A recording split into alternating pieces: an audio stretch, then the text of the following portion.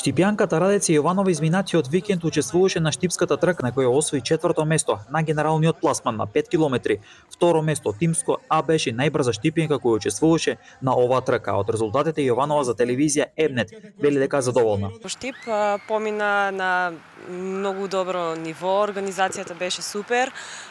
Беше убаво да се видат како улиците на Штип се исполнети ете со позитивна енергија, како толку голем број на трчачи дојдоа овде за да трчаме. Резултатите сум задоволна со оглед на тоа што еве ова е сега првата полусезона. За овој период од годината добри резултати постигнав. Јованова бележи одлични резултати во трчањето, меѓутоа штипјанката открива дека претходно била кошаркарка, а за телевизија Ебнет открива како започнала со трчањето. Кошарката завршив некаде во моите средношколски денови. Потоа имав еден период прекин каде што вежбав аеробрик и некои такви видови на спорт практикував да кажам. И потоа во короната кога имавме нели периоди на карантини и на изолација, некако трчањето ме привлече, некако тоа беше дел од денот кога можев да се посветам сама на себе, да едноставно мислите да ги оттргнам од нели негативните работи, да трчам и да размислувам позитивно. Јованова веќе следниот месец ќе земе учество на трка во Скопје на 10 километри, а за телевизија Ебнет ги открива незините планови за 2024 година. Следна трка на која што сум пријавена е Халк Еко 10 километри во Скопје, веќе следниот месец, и тоа би било се за оваа полусезона и понатаму во септември имам во план да одам на трчајбе на 5 километри, каде што претходната година учествував и освои второ место, па понатаму следува Визер Скопскиот полумаратон и во ноември, новембар во Гевгелија, на која што исто така практикувам да учествувам секоја година, еве претходната конкретно ја освоив и второ место. Јованова за Ебнет раскажува и за тоа како течат нејзините подготовки пред овие трки. За помалите дистанции подготовките се поедноставни или полесни, да кажам, не бараат толкова голема посветеност, бидејќи станува збор за кратки дистанции.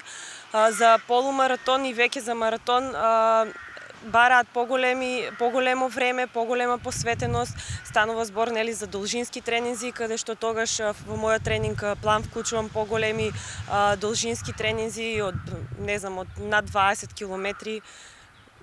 Инаку за 5 и за 10 километри се пократки и побрзи тренинзи. Пред камерите на телевизија Ебнет, Јованова зборуваше за нејзините успеси кои ги има постигнато во трчањето во овие 4 години. Учествував на Вицена женската трка.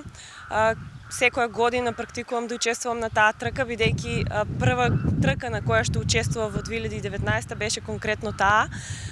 Оваа година учествував на четврто место, а во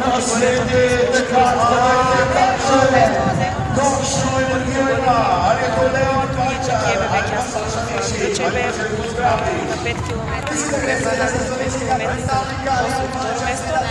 и Авицена женската трка исто претходната година, каде освоив пето место, а во мојата категорија втор. Како предизвик за Јованова во иднина ќе биде да се посвети на маратонското трчање, а за телевизија Ебнет ексклузивно Јованова открива дека би сакала да учествува и на триатлон. Како предизвик би сакала да истрчам да се посветам на маратонското трчање понатаму, иако еве претходната година го истрчав и мојот прв маратон.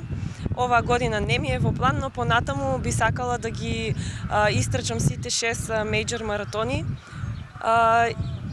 И еве има една тајна што може уште не сум почнала да ја реализирам, ама тоа би сакала да учествувам и на триатлон.